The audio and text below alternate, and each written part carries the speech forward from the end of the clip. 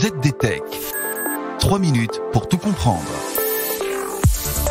Bonjour à tous et bienvenue dans le ZDTech, le podcast quotidien de la rédaction de ZDNet. Je m'appelle Guillaume Sariès et aujourd'hui je vous explique comment Ubuntu passe au temps réel et à l'IoT en modifiant son noyau.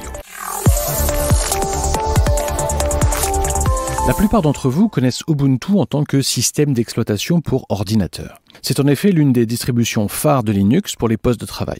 D'autres connaissent Ubuntu pour sa version serveur ou encore sa version cloud. Mais Canonical, la société mère d'Ubuntu, est également un acteur très sérieux dans le domaine de l'Internet des objets, c'est-à-dire l'IoT, pour Internet of Things en bon anglais. Et c'est sur cette dimension d'Ubuntu que nous nous penchons aujourd'hui. Écoutez bien, ça vaut le détour. Car avec sa dernière version IoT, Ubuntu Core 22, Canonical met le traitement en temps réel sur la table. Alors là, attention, le terme traitement en temps réel est devenu tellement à la mode que l'on trouve n'importe quoi sous le capot.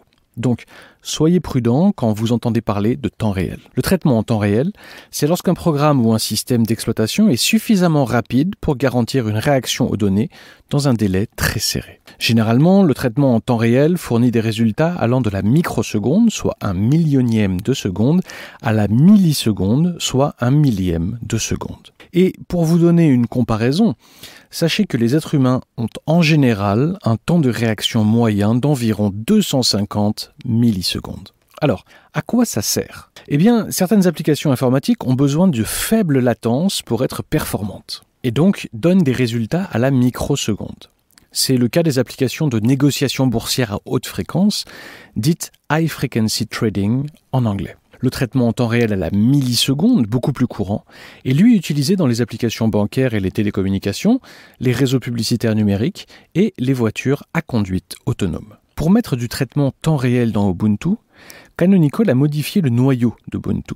Concrètement, l'ordonnanceur temps réel peut désormais préempter des threads dans le noyau pour le rendre plus réactif. Bien qu'il ne soit encore qu'en version bêta, le noyau en temps réel d'Ubuntu Core 22 vous permet de commencer à travailler donc sur des applications IoT dans le domaine industriel, télécom, automobile ou encore robotique. Au-delà de la promesse de temps réel, Ubuntu Core décompose l'image monolithique Ubuntu Linux en paquets ou containers connus sous le nom de snaps. Cela inclut le noyau, le système d'exploitation en tant que tel et les applications. Chaque snap s'exécute dans un sandbox qui inclut les dépendances de l'application afin de le rendre entièrement portable et modifiable. Chaque appareil fonctionnant sous Ubuntu Core dispose ainsi de son propre magasin d'applications IoT dédié. Les utilisateurs et les développeurs peuvent donc avoir le contrôle des applications exécutées sur leurs appareils. Ubuntu Core garantit également des mises à jour OTA, over the air, de tous les composants, du noyau aux applications. De quoi améliorer la sécurité des objets connectés. Et voilà, normalement on a fait le tour du sujet. Pour en savoir plus, rendez-vous sur zdnet.fr et retrouvez tous les jours un épisode du ZDTech sur vos plateformes de podcast préférées. ZDTech. 3 minutes pour tout comprendre.